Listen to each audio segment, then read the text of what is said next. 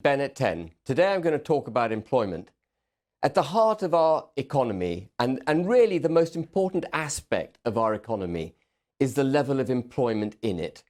You know, the economy is nothing if people don't have jobs. So it's really important we focus on levels of employment, unemployment, and everything in between, and there is an in between. When we went into lockdown, there were 1.7 million people unemployed. That rose quite rapidly from March last year to the end of June to around 2.8 million. And then it's kind of stood there stagnant. And it's kind of defied belief for me because, you know, we've had the economy at a complete standstill, but unemployment hasn't seemed to rise. And of course, the reason for it is twofold. First and foremost, Rishi Sunak sensibly implemented a furlough scheme, and that, in a sense, kept the wolf from the door. It allowed employers to go on keeping people employed in a notional sense, obviously not doing any work, but being paid 80% of their wages to stay at home. There are now 4 million people on furlough. There were 9 million people on furlough back at its peak in July last year. There are 4 million now. And the other reason unemployment hasn't gone up is because of the way they count unemployment figures. They only really count those people who are unemployed and actively looking for work. Well, the truth of the matter is that a lot of the firms that have gone bust, and which we read about every day, have let people go that haven't been able to get work and aren't looking for it. So they're not showing up in the unemployment figures. But what we're sitting on the cusp of is undoubtedly mass unemployment. We have been in lockdown now. The private sector has been in lockdown for nearly a year. We've got an official figure of 2.8 million people unemployed, 4 million on furlough. 2 million of those 4 million, by the way, haven't worked for the last 6 months at least.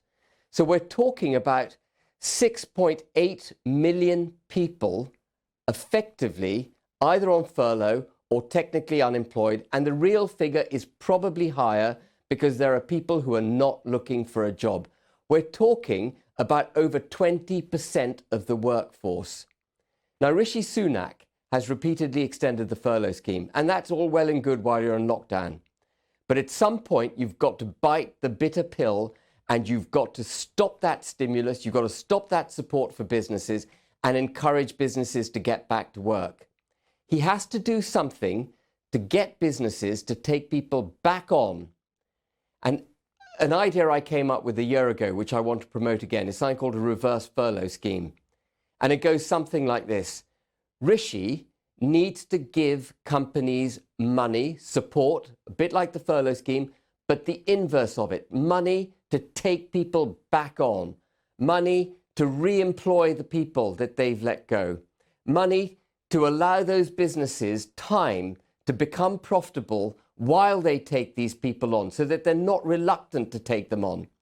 If we can get people back into employment, if the government can support businesses taking those people back into employment and support them for the period that they will inevitably be loss-making, then we have a very good chance of getting back to proper levels of economic health much faster.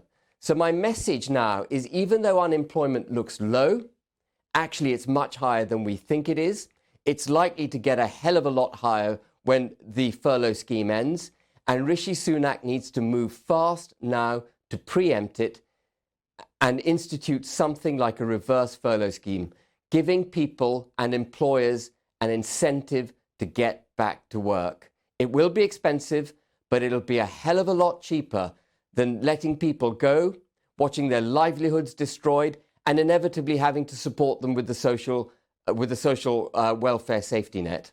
Much better to support businesses now, get ahead of the problem, keep employment up, and get Britain back to economic health as fast as possible.